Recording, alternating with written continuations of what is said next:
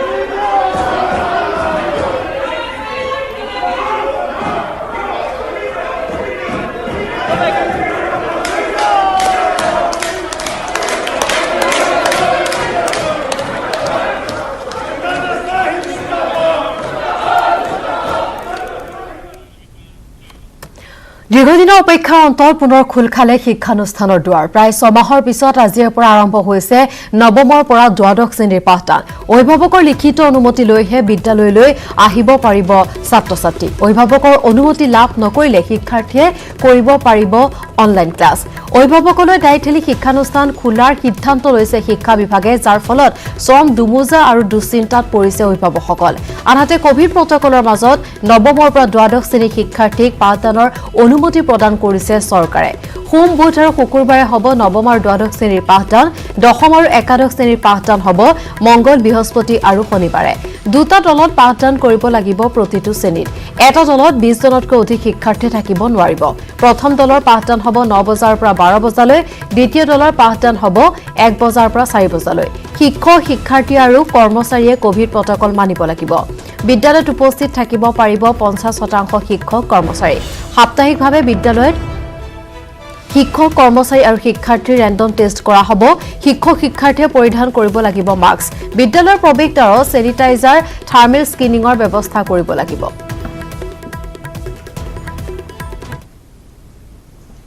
এতিয়া আমাৰ ষ্টুডেণ্টখিনিৰ সতৰ্কতা বজাই ৰাখি পেলাই বেমাৰ আজাৰৰ কথা বহুত চিন্তা কৰিবলগীয়া হৈছে তাৰ পৰিপ্ৰেক্ষিতত আমি ষ্টুডেণ্ট কমকৈ আমি ৰুমে বহোৱাৰ ব্যৱস্থা কৰা হৈছে ইয়াতে তাৰমানে কমেও তাৰমানে 15জনী 20জনী ষ্টুডেণ্ট ইয়াতে বহোৱা হ'ব ভাল লাগিছে ইমান দিনৰ মূৰত আহিছোঁ স্কুলখনলৈ সকলোকে লগ পাইছোঁ ছাত্ৰীসকলো আহিব বুলি ভাবিছিলোঁ কিন্তু অহা নাই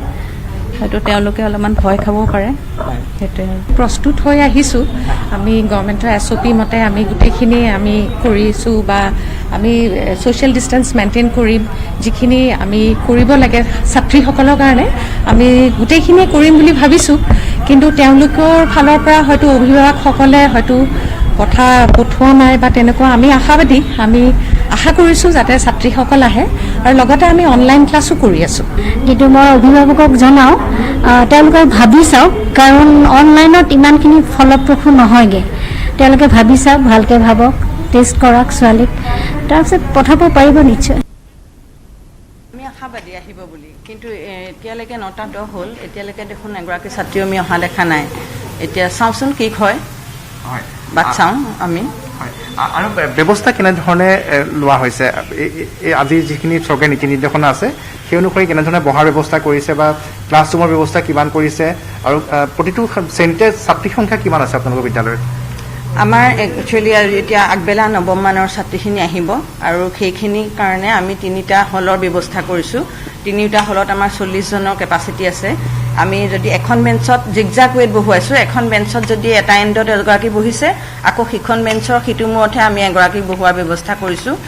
আৰু 3টা হলতে 9ABC 3টা ছেকশ্যন তেনেধৰণে বহুৱালে সম্পূৰ্ণ হ'ব গেটৰ মুখত আমি 3গৰাকীক ৰাখি থৈছোঁ থাৰ্মেল স্কেনাৰ দি টেম্পাৰেচাৰ চোৱা হ'ব আৰু লগত তেওঁলোকে মাস্ক পৰিধান কৰিছে নাই চোৱা হ'ব আৰু অভিভাৱকৰ সন্মতি লৈ আহিছে নে নাই সেইখিনিও তাতে আমি বিচাৰ কৰি চাম আৰু আমি জনাইছো ছমাহৰ পিছত যেহেতু আজি ৰাজ্যৰ বিদ্যালয়সমূহৰ দুৱাৰ খোলা হৈছে আৰু কোকৰাঝাৰটো যেহেতু আজিৰ পৰা খোলা হৈছে গতিকে কোকৰাঝাৰ কেনেধৰণে সঁহাৰি দিছে অভিভাৱকসকলে সন্তানক পঠিয়াইছে নে নাই এই সন্দৰ্ভত আগবঢ়াইছো কোকৰাঝাৰৰ পৰা শান্তিগ্ৰী নাৰ্জাৰ এক প্ৰতিবেদন প্ৰায় 6 মাহ জুৰি কৰোনা ভাইৰাসেৰ কাৰণে স্কুলসমূহ বন্ধ আছিল আজিৰ পৰা সৰকাৰেৰ নিৰ্দেশ মৰ্মে দেখা গৈছে ইয়াৰ আজিৰ পৰা স্কুল আৰম্ভ হব এনেদৰে আমি বৰ্তমান অবস্থায় কোকৰাঝাৰ শহৰ গাৰ্লস হায়াৰ সেকেন্ডাৰি স্কুলত যি স্কুল আজিৰ পৰা স্কুল আরম্ভ হওয়ার কারণে ইতিমধ্যে ইয়ার স্বাস্থ্য বিভাগ তথা শিক্ষা বিভাগের বিষয়াসকল তেখেতসকলে এনেদরে যেহেতু আজির পৰা শিক্ষানুষ্ঠান আৰম্ভ হব সেই অনুযায়ী ইতিমধ্যে যিবোৰ ছাত্ৰ ছাত্ৰী স্কুলত আহিব তেখেতসকলক ইতিমধ্যে চেনিটাইজ আৰু মাস্ক পৰিধান কৰিবৰ কাৰণে ইতিমধ্যে গাৰ্জেনসকলৰ পৰা NOC লৈ পেলাই ইতিমধ্যে ছাত্ৰ ছাত্ৰী আহিছে মই কথা পাতিবলৈ চেষ্টা কৰিছোঁ এজন ছাত্ৰী তুমি আজি স্কুলত আহিছা কেনে লাগিছে ভাল লাগিছে ইমান মাহ পিছত স্কুল খুলিছে এতিয়া সোশ্যাল ডিষ্টেন্সিঙৰ মানে এইটো পালন কৰিব লাগিব মাস্ক লগাব দিছে আৰু চেনিটাইজ কৰিছে আৰু চেকআপ কৰিব দি আছে কৰোনা ভাইৰাছ এনেদৰে আজিৰ দিনত দেখা গৈছে ইয়াৰ কোকৰাঝাৰ গাৰ্লছ হায়াৰ ছেকেণ্ডাৰীত ইতিমধ্যে যিটো আজিৰ পৰা স্কুল আৰম্ভ হ'ব ইয়াৰ 6 মাহ জুৰি ইয়াৰ স্কুল শিক্ষানুষ্ঠানসমূহ বন্ধ আছিলে আজিৰ পৰা শিক্ষা বিভাগ আৰু তথা ইয়াৰ স্বাস্থ্য বিভাগে ক্লিয়াৰেন্স দিয়াৰ পিছত এনেদৰে দেখা গৈছে আজিৰ পৰা আৰম্ভ হৈছে স্কুলৰ আৰম্ভ হ'ব পাঠদান দেন দেখা গৈছে ইয়াৰ ইতিমধ্যে যেহেতু আজিৰ পৰা স্কুল শিক্ষানুষ্ঠান আৰম্ভ হ'ল দেখা গৈছে ইয়াৰ স্কুল ইন্সপেক্টৰ স্কুলছ ইয়াৰ জগদীশ প্ৰসাদ ব্ৰহ্মা ইয়াৰ গাৰ্লছ হায়াৰ ছেকেণ্ডাৰীৰ প্ৰিন্সিপাল বাইদেউসকল ইতিমধ্যে আহিব তেখেতসকলে ছাত্ৰ ছাত্ৰী যিবোৰ ছাত্ৰ ছাত্ৰী আজিৰ দিনৰ তেখেতসকলে ইয়াত স্কুলত তেখেতসকলে আহিছে তেখেতসকলে খবৰ লৈছে আৰু চেনিটাইজ আৰু মাস্ক পৰিধান কৰাটো আজিৰ দিনত কম্পালচৰি ইতিমধ্যে স্বাস্থ্য বিভাগ বা সংস্কৃতি বিভাগে ইতিমধ্যে জাৰি কৰিছে মই কথা পাতিবলৈ চেষ্টা কৰিছোঁ কোকৰাঝাৰ IS দাদা আজিৰ পৰা আৰম্ভ হ'ব কেনেদৰে ইয়াৰ ব্যৱস্থা কৰা হৈছে ব্যৱস্থা আমাৰ 100% বুলি আমি ক'ব লাগিব এক্সেপ্ট আমাৰ থাৰ্মেল স্কেনাৰ আমি 35 স্কুলতহে মানে ব্যৱস্থা কৰিব পাৰিছোঁ কিন্তু অহাকালিৰ ভিতৰত আমাৰ 100% হৈ যাব কাৰণ গুৱাহাটীৰ পৰা আহি আছে থাৰ্মেল স্কেনাৰ গতিকে আমাৰ কোনো প্ৰব্লেম নাই আৰু যেনেকৈ SOPৰ যিটো ইনষ্ট্ৰাকশ্যন সেই ইনষ্ট্ৰাকশ্যন মতে আমাৰ মানে বিদ্যালয়বিলাকত চেনিটাইজেশ্যন কৰিব লাগে বুলি কৈছিলে সেইটো ইতিমধ্যে কৰা হৈছে ৱাটাৰ ফেচিলিটিছ মানে ৱাশ্বিং যিটো হেণ্ড ৱাশ্বিং ফেচিলিটিছ যিটো সেইবিলাক আমি প্ৰভাইড কৰিছোঁ NOCৰ কথা আহিছে ইতিমধ্যে গাৰ্জেনসকলৰ পৰা হয় এইটো কনচেণ্ট নহ'লে তেওঁলোকক আমি সোমাব নিদিওঁ গতিকে আমাৰ এই যিটো আমি যিটো এতিয়া মানে কোকৰাঝাৰ গাৰ্লছ হায়াৰ ছেকেণ্ডাৰীত আমি য'ত আছোঁ ইয়াতে কিন্তু আমাৰ ছাত্ৰীবিলাকৰ যিটো উপস্থিতি সেইটো ইমান ভাল নহয় বুলি ক'ব লাগিব কাৰণ আউট অফ 500 অনলি 20 জনমানহে ছাত্ৰী আজি ইয়াতে আহিছে গতিকে মই ভাবোঁ সেইটো আমি চাই ল'ম কাৰণ এনেকুৱাও হ'ব পাৰে যে বহুত আমাৰ ছাত্ৰীসকলৰ মানে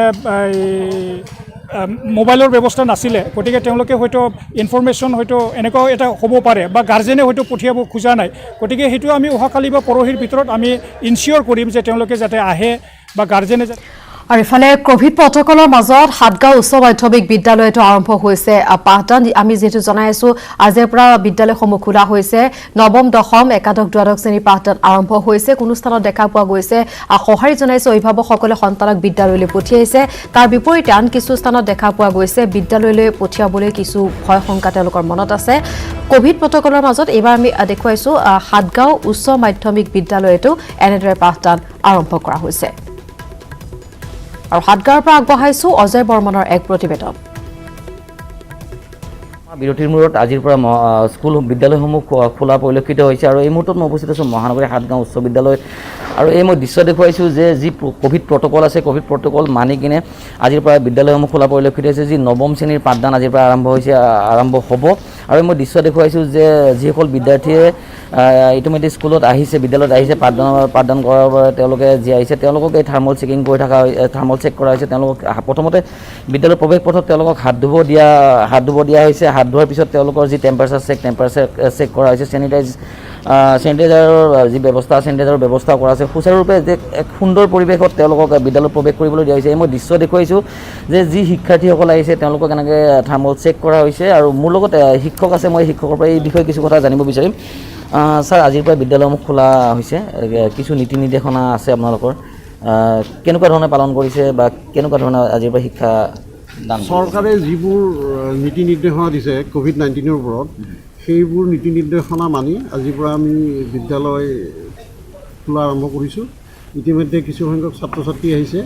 আৰু তেওঁলোকৰ ইতিমধ্যে আমি যিবোৰ চৰকাৰী নীতি দিছে সেই নীতি অনুযায়ী তেওঁলোকক আমি নামবোৰ ৰেজিষ্টাৰ কৰিছোঁ আৰু তেওঁলোকৰ টেম্পাৰেচাৰটো আমি চাইছোঁ, চেনিটাইজ কৰিছোঁ, হাত ধুৱাইছোঁ। লগত ৰুমবোৰো যোৱাকালি আমি সুন্দৰকৈ চেনিটাইজ কৰিছোঁ আমাৰ বিদ্যালয়ৰ প্ৰধান শিক্ষকে, আৰু আৰম্ভ কৰিছোঁ আজিৰ পৰা। আৰু ইতিমধ্যে আমাৰ দুটা ছিফ্ট আমাৰ 9 আৰু 10ৰ ক্লাছবোৰ, 10ৰ আজি নাই, 9ৰ আজি ক্লাছ আৰম্ভ হ'ব।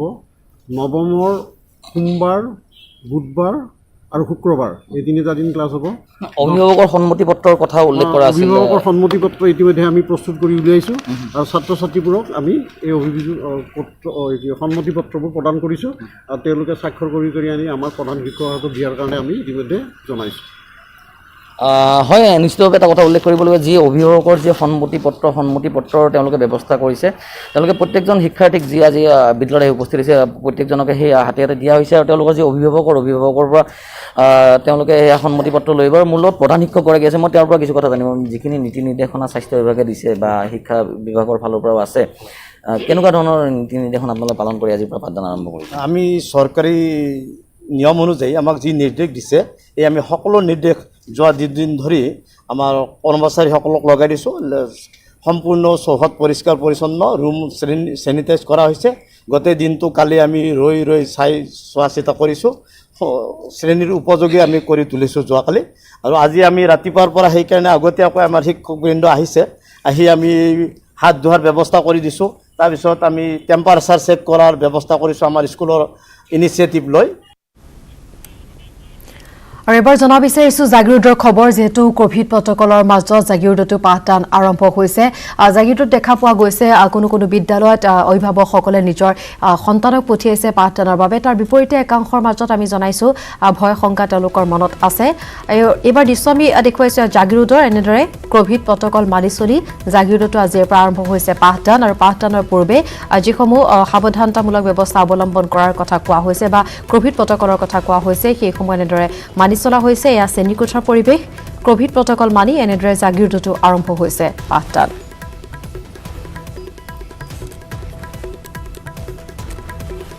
আৰু খবৰ অব্যাহত থাকিব, তাৰ পূৰ্বে সময় খন্তেক বিৰতি।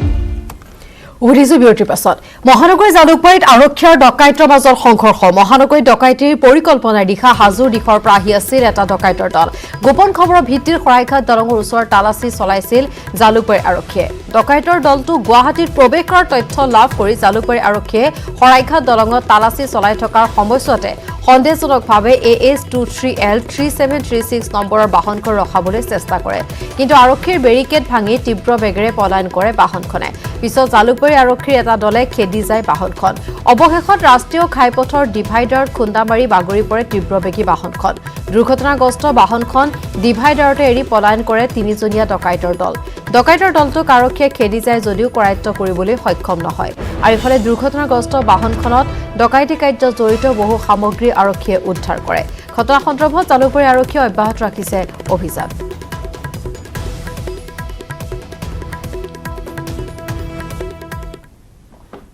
ইনফৰমেশ্যন আছিল 9:30মান বজাত এটা ইনফৰমেশ্যন পালোঁ, এনেকৈ চুৰ বা ডকাইতৰ এটা দলে মানে হাজো ছাইডৰ পৰা এনেকৈ আহিছে আৰু গুৱাহাটী চিটিত এণ্ট্ৰি কৰিব, কিবা ৰাতি কিবা তেওঁলোকৰ প্লেন আছে। তো খবৰটো পোৱাৰ লগে লগে মই আৰু আমাৰ অফিচাৰ আৰু নাকা পাৰ্টি ইয়াত নাকা দি ডিউটি কৰি আছোঁ, গাড়ীবোৰ ৰখাই আছোঁ। তো সেই সময়তে আহিলে এখন গাড়ী, আমি ইনফৰমেশ্যনটো তেনেকৈ পাইছোঁ এছ কালাৰৰ জাইলো বুলি। তো গাড়ীখন ৰখালোঁ, ৰখাওঁতে মানে তেওঁলোকে আমাৰ ছাইডেৰে পলাব চেষ্টা কৰিলে আৰু আমাৰ অলৰেডি আগত বেৰিকেড দিয়া আছিলে আমাৰ বেৰিকেড খুন্দিয়াই এখন বেৰিকেড পেলালে আৰু নেক্সটখন তেওঁলোকে খুন্দা মাৰোঁতে বেৰিকেডখন তেওঁলোকৰ চকাৰ তলত জাম হৈ গ'ল ফচি গ'ল তো ফচাৰ পিছত বেৰিকেডখন লৈ তেওঁলোক গাড়ীখন পূৰা ফুল স্পীডত আহিছে আমাৰ নাকাৰ পৰা এবাউট 150 মিটাৰ আহি তেওঁলোকে বেৰিকেড তলত সোমোৱাৰ কাৰণে চকা ব্ৰাছ হৈছে ব্ৰাছ হৈ এই ডিভাইডত মাৰি গাড়ীখন ৰখাইছে সিফালৰ পৰা দৌৰিলোঁ তাত গাড়ী 3জন আছিলে তেনেহ'লে ইয়াত গাড়ী এক্সিডেণ্ট হোৱাৰ লগে লগে তেওঁলোকে নামি এই সুধিলে মুম্বাইত 3 মহলীয়া অট্টালিকা খহি 8জন লোকৰ মৃত্যু অট্টালিকা খহি আহত হৈছে কেইবাজনো লোক স্থানীয় ৰাইজ তথা এনডিআৰএফৰ দলে উদ্ধাৰ কৰিছে শিশুসহ আবদ্ধ বহুজনক ভিৱন্তি অঞ্চলত পুৱতি নিশা সংঘটিত হৈছে এই ভয়ংকৰ ঘটনা নিশা শুই থকা অৱস্থাত 40 বছৰীয়া পুৰণি এটা অট্টালিকা খহি পৰাত হাহাকাৰ লাগে বাসিন্দাসকলৰ মাজত 40 বছৰ পুৰণি এই অট্টালিকাটোত বাস কৰিছিল প্ৰায় 20টা পৰিয়ালে ধ্বংসস্তূপত পৰিণত অট্টালিকাটোত এতিয়াও অভিযান আছে অব্যাহত আছে উদ্ধাৰ অভিযান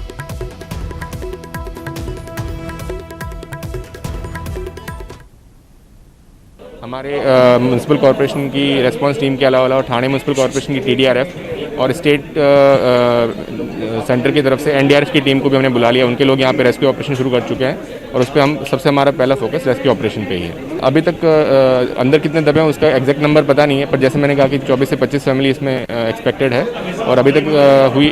इन्फॉर्मेशन के हिसाब से 5 डेथ कन्फर्म है ওদেশু পুনৰ ৰাজ্যৰ খবৰলৈ ৰঙাপৰা সমষ্টিৰ এটা বিধ্বস্ত পথে জলাকলা খুৱাইছে ৰাইজক বাৰিষাত কদৰ্যময় হৈ পৰা এই পথটি নিৰ্মাণৰ দাবীত প্ৰতিবাদমুখৰ হৈ ওলাই আহিছে ৰাইজ ৰঙাপৰাৰ হাতীডুবি নেপালীপাম গাঁৱৰ ৰাইজে পথছোৱা নিৰ্মাণৰ দাবীত বিভিন্ন শ্লোগানেৰে পৰিৱেশ উত্তাল কৰি তোলে পথছোৱা নিৰ্মাণ বা মেৰামতিৰ নামত গড়কাপ্তানি বিভাগে অঞ্চলবাসী ৰাইজক দুবাৰকৈ চৰম প্ৰতাৰণা কৰাৰ অভিযোগ উত্থাপন কৰে হাতীডুবি গাঁৱৰ পথছোৱা নিৰ্মাণৰ নামত ৰূপায়ণ হোৱা আঁচনি বিভাগীয় কৰ্তৃপক্ষ আৰু ঠিকাদাৰে অন্য ঠাইত ৰূপায়ণ কৰাৰ অভিযোগ তুলিছে স্থানীয় লোকে ফুলগুৰি গাঁও পঞ্চায়তৰ অন্তৰ্গত হাতীডুবি গাঁৱৰ মাজেৰে যোৱা পথছোৱাৰে মৰিজাৰণী হাবিগাঁও গৰখীয়া পুখুৰী নাহৰণী বৰচন আদিকে ধৰি কেইবাখনো গাঁৱৰ ৰাইজে বছৰৰ পিছত বছৰ ধৰি দুৰ্ভোগ ভুগি অহা যোৱা কৰিছে ইতিমধ্যে পথছোৱাত কেইবাটাও দুৰ্ঘটনা সংঘটিত হৈ কেইবাজনো লোকৰ হাত ভৰি ভাঙিছে যিসময়ত ৰাজ্যৰ ভিন্ন প্ৰান্তত থকা বাটপথসমূহ উন্নয়ন হোৱা বুলি বিজেপি নেতৃত্বাধীন ৰাজ্য চৰকাৰখনে ঢাকঢোল বজাই আহিছে তেনে সময়তে হাতীডুবি গাঁৱৰ বিধ্বস্ত পথছোৱা নিৰ্মাণৰ নামত আজিলৈকে এটুকুৰা শিলো নপৰিল 2021 চনৰ নিৰ্বাচনৰ পূৰ্বে চৰকাৰে যদি এই পথছোৱা নিৰ্মাণৰ ক্ষেত্ৰত কোনো ব্যৱস্থা গ্ৰহণ নকৰে তেতিয়াহ'লে অঞ্চলটোৰ ৰাইজে ভোট বৰ্জনৰ দৰে সিদ্ধান্ত গ্ৰহণ কৰিব বুলি সকীয়াই দিছে চৰকাৰক